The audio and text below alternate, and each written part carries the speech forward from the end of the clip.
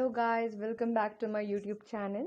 I'm here with the second topic from the subject psychology. The topic for the day is modern perspective. Stay tuned with Up Study Time to learn more. So, modern perspective.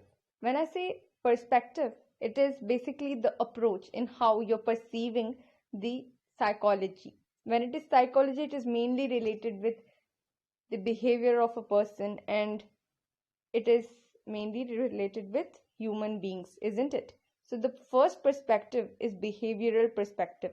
When I say behavioral perspective, from the word behavior, you know that the behavior is being studied, right? You have two well-known psychologists, which is John B. Watson,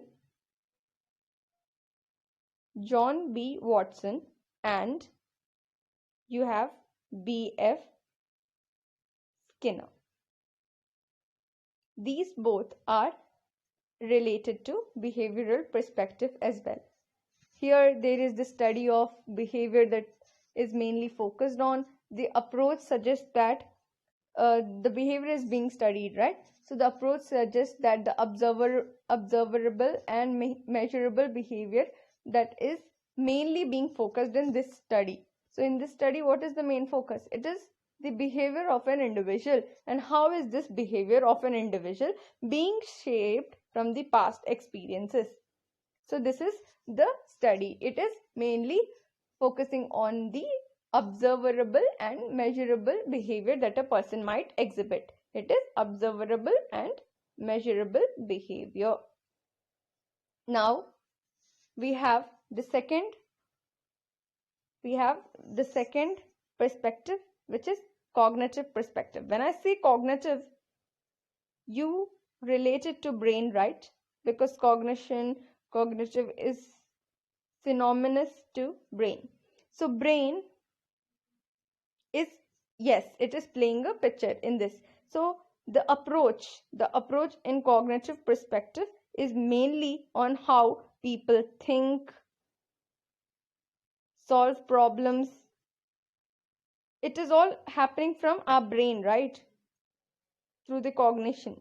So from all these things like thinking, problem solving, this is how they are understanding the world, right? So this is how cognitive perspective is in picture, and this is how we look into the world from cognitive perspective, how the brain plays a major role in understanding the world and shaping the behavior of a person. It's related.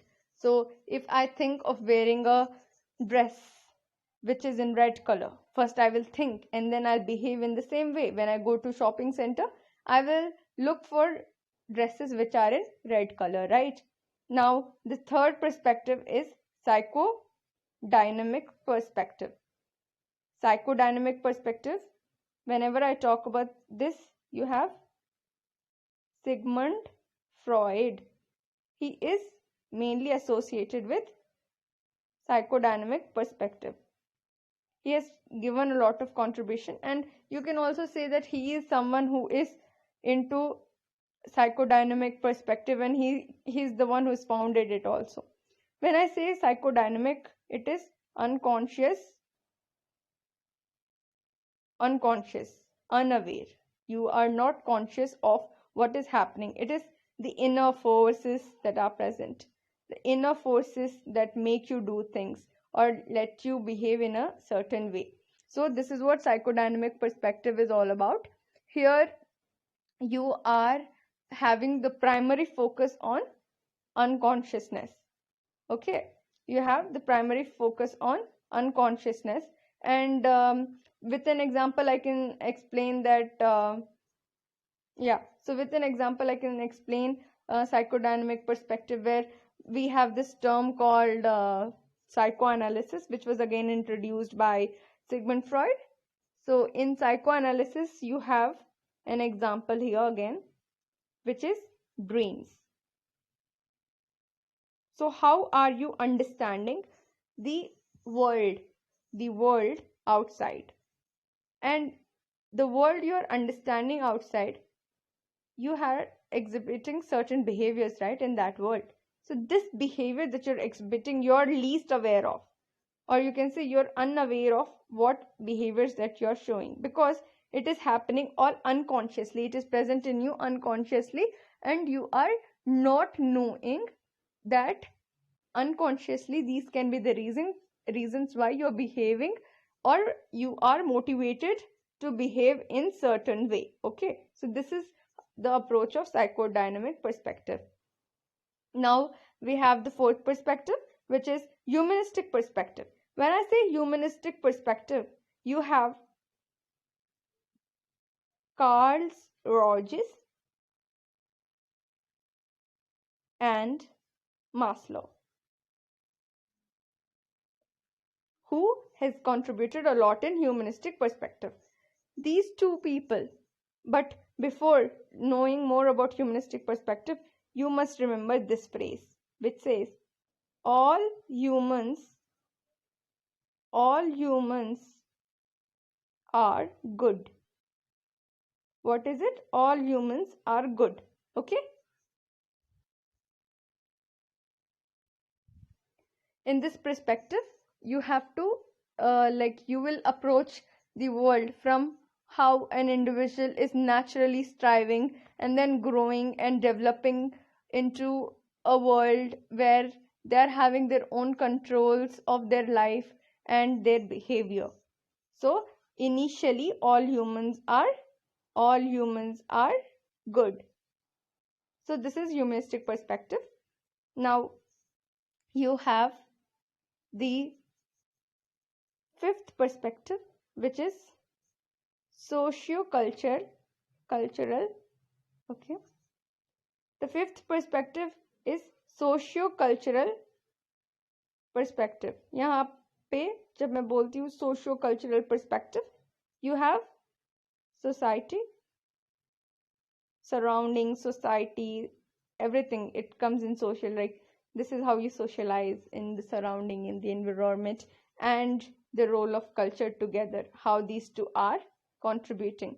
So this is how you approach the world from this perspective. Then you have the last one, which is evolutionary perspective.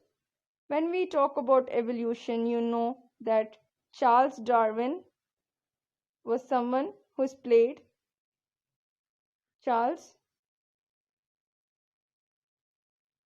a major role in evolution and its theory, right? So Charles Darwin had given its contribution, and he came up with many words like trait, and different biological terminologies were come into picture. But all these trait and everything, it is including trait, memory, perception, language, so everything, the trait which is present in a human being, it is related to cognitive psychology when I talk about all traits, memory, and everything. So all these things are again somehow related to evolutionary biology, and in through this you will know the evolutionary perspective. Now you have only 6 perspectives that I have discussed here, but these are the main perspectives that one must know when they are talking and knowing about psychology. So thank you guys, stay tuned, and have a happy day.